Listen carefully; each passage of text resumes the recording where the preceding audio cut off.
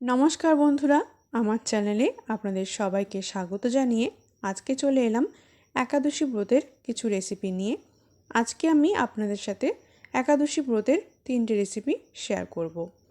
এই রেসিপিগুলো আপনারা একাদশী ছাড়াও অন্য উপোসের দিনও খেতে পারেন।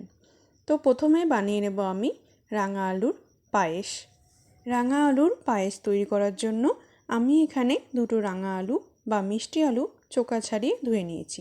এবার একটি গ্রেটারের সাহায্যে আলুটা গ্রেট করে নেব। ঠিক এইভাবে গ্রেট করে নিচ্ছি। দেখুন আমার আলু গ্রেট করা হয়ে গেছে। এবার কড়াই বসিয়ে দিয়ে তাতে দিয়ে দেব ঘি। এরপর গ্রেট করা মিষ্টি আলু বা রাঙা আলুটা দিয়ে দেব। ভালো করে মিশিয়ে নেব।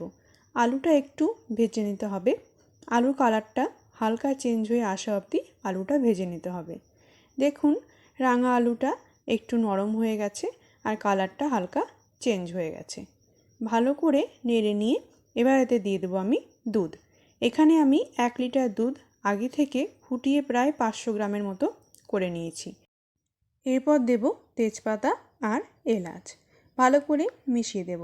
যে কোনো পায়েসের ক্ষেত্রে দুধটা যতটা ঘন হবে খেতে ততটা সুস্বাদু হবে। আলুগুলো যেহেতু গ্রেট করা আছে তাই বেশিক্ষণ ফোটাতে হবে না।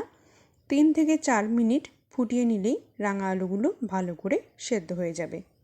দেখুন আলুগুলো সেদ্ধ হয়ে গেছে আর পায়েসটা অনেকটা ঘন হয়ে গেছে।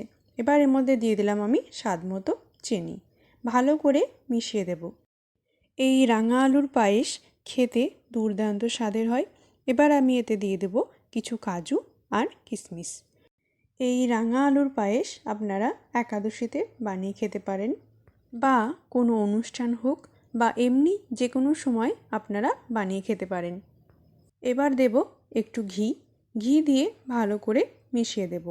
এই রাঙা আলুর পায়েস বা মিষ্টি আলুর পায়েস আপনারা অবশ্যই বানিয়ে দেখবেন।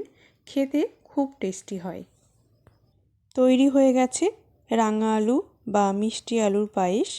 এই রকম রাঙা আলু বা মিষ্টি আলুর পায়েস রান্না করে আপনারা ঠাকুরকে ভোগ নিবেদনও করতে পারেন।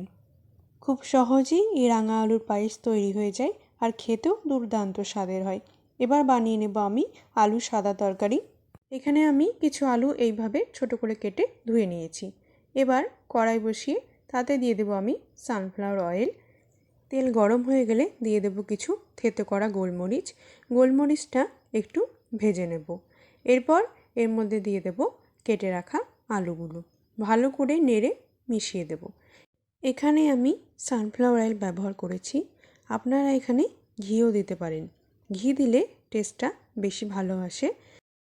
এরপর আমি এতে দিয়ে দেব সন্দক লবণ। আলুগুলো আমি ভালো করে ভেজে নেব। এখানে আপনারা সেদ্ধ আলুও ব্যবহার করতে পারেন। আলু সেদ্ধ করে নিয়ে তারপর এইভাবে ছোট করে কেটে নিলেই হবে। দেখুন আমার আলুগুলো ভালো করে ভাজা হয়ে গেছে। এবার এতে আমি দিয়ে দেব বেশ খানিকটা জল।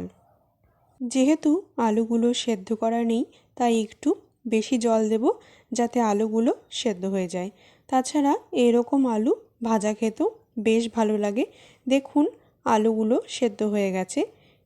এই রকম খুন্তির সাহায্যে আলুগুলো একটু ভেঙে দেব।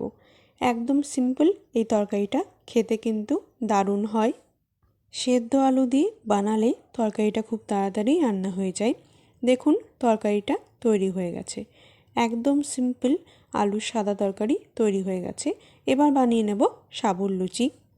সাবুর লুচি বানানোর জন্য আমি নিয়েছি এখানে খানিকটা সাবু। এবার প্রথমে কড়াই বসিয়ে সাবুটা দিয়ে হালকা করে একটু নেড়ে চেড়ে নেব। একদম হালকা করে শুকনো কড়াইয়ে নেড়ে নেব। 1 মিনিট আমি সাবুগুলোকে এইভাবে নেড়ে চেড়ে নেব। দেখুন আমার সাবুটা হয়ে গেছে। এবার আমি এটাকে একটি পাত্রে ঢেলে নেব। ঢেলে আমি এটাকে 2 মিনিট রেখে দেব ঠান্ডা হওয়ার জন্য। এরপর এখানে একটি মিক্সিং বোল নিয়ে নিয়েছি। এর মধ্যে সাবুগুলো আমি দিয়ে দেব। দিয়ে ভালো করে গুঁড়ো করে নেব। দেখুন আমি ঠিক এরকম গুঁড়ো করে নিয়েছি। গুঁড়োটা ঠিক এরকমই হবে, সুজির মতো একটু দানা দানা থাকবে। এবার দেব একটুখানি সন্দক লবণ, একটুখানি মাখিয়ে নেব। এবার এখানে আমি 2টো বড় বড় আলু সেদ্ধ করে ভালো করে ম্যাশ করে নিয়েছি সেটা দিয়ে দেব। আলুর সাথে সাবুর গুঁড়োটা ভালো করে মাখিয়ে নেব। ভালো করে মাখিয়ে নিয়ে এরপর উষ্ণ গরম জল দিয়ে আবারও মাখিয়ে নেব। অল্প অল্প জল দিয়ে ভালো করে মাখিয়ে ডো বানিয়ে নিতে হবে। মাখিয়ে ডো বানিয়ে ডোটিকে 2 মিনিট ঢেকে রেখে দেব। এবার ডোটি হাত দিয়ে এইভাবে একটু চেপে তারপর লেচি কেটে নেব। একটু বড় করে লেচি কেটে নেব। এবার আমি একটু তেল দিয়ে বড় করে একটা রুটি বেলে নেব। দেখুন আমি এইভাবে বড় করে রুটি বেলে নিচ্ছি। আমি এইভাবে রুটি বেলে নিয়েছি।